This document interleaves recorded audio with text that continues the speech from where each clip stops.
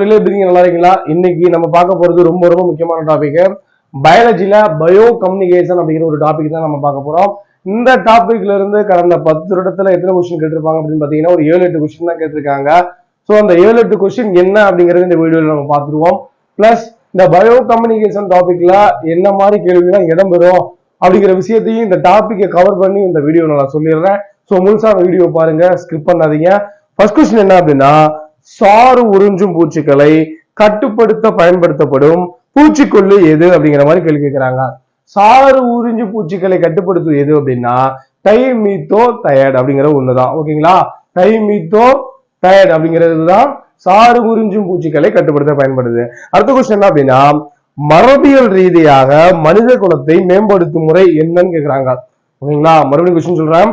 மரபியல் ரீதியாக மனித குலத்தை மேம்படுத்தும் முறைக்கு பேர் என்ன அப்படின்னா யூஜெனிக்ஸ் அப்படிங்கிற மாதிரி பேரு. ஓகேங்களா? இப்ப சொல்லுங்க, மரபியல் ஃபாதர் ஆஃப், அதாவது ஜெனடிக்ஸ், மரபியல்னா ஜெனடிக்ஸ்.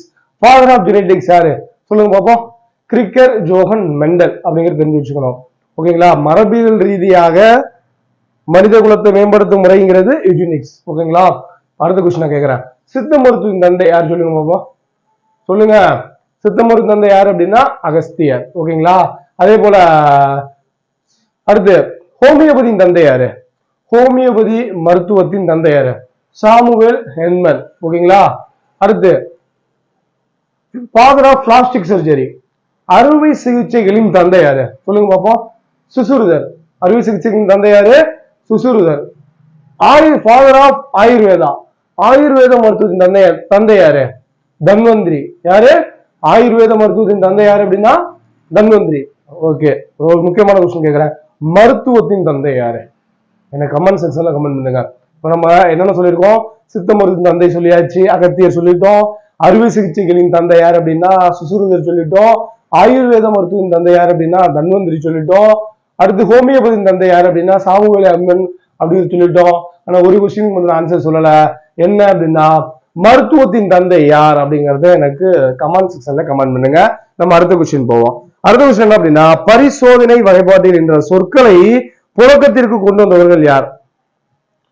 பரிசோதனை வகைப்பாட்டியல் என்ற சொற்களை புழக்கத்திற்கு கொண்டு வந்தவர்கள் யார் அப்படிங்கிற மாதிரி கேள்வி கேட்கிறாங்க. கேம் மற்றும் கில்லி. யாரு? கேம் மற்றும் கில்லி. ஒற்றை பண்பக கலப்பின குறுக்கில் காணப்படும் மரபுசார் வடிவம். மறுபடியும் கொஸ்டின் சொல்றேன். ஒற்றை பண்பக கலப்பின குறுக்கில் காணப்படும் மரபுசார் வடிவம் எதுன்னு கேட்கிறாங்க. 1:2:1. 1:2:1. ப்ரீவியஸ் இயர் கொஸ்டின் பேப்பர்ல கேட்டிருக்காங்க.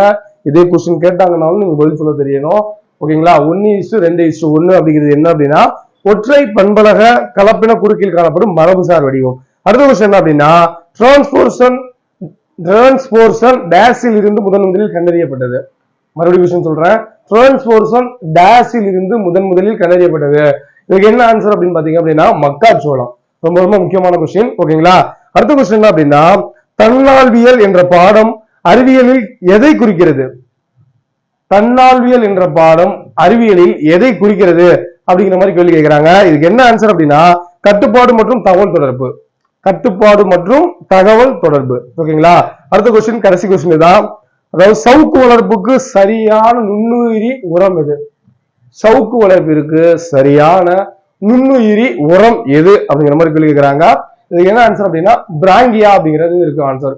ஓகேங்களா? சோ இந்த வீடியோல லாஸ்ட் 10 இயர்ஸ்ல பயோ கம்யூனிகேஷன் அப்படிங்கிற டாபிக்ல இருந்து கேட்கப்பட்ட கேள்விகள் நம்ம பார்த்தாச்சு. சோ நம்மளுடைய சேனல்ல தினமும் இது போல TNPSC previous year question paper plus அந்த டாபிக் கவர் பண்ணி நம்ம எக்ஸ்பிளைன் பண்ணிட்டு இருக்கோம். சோ இதுவரை நம்மளுடைய சேனலை சப்ஸ்கிரைப் பண்ணிக்கங்க. நன்றி.